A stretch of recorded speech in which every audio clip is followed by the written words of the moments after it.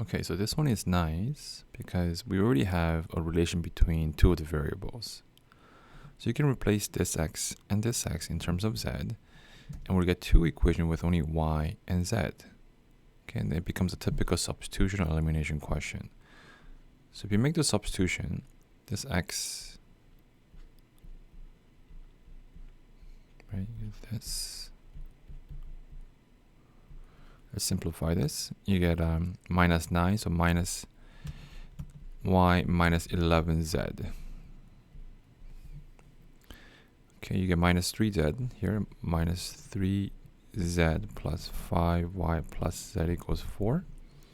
If you combine the z's, you get minus 2z. Okay, now it looks more like a typical problem.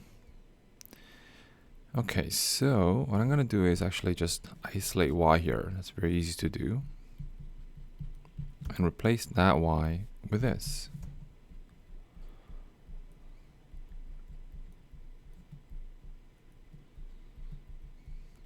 Now we have an equation only with z. So this is 110, 55z. This is 53z.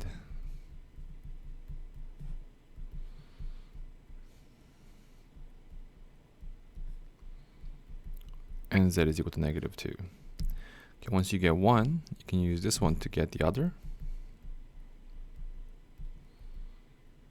Okay. And then once you have that, you can plug into, let's say, here. Okay, so let's actually no, right here. Y is equal to 22 plus 11. Z is negative 2, so that's actually equal to 0.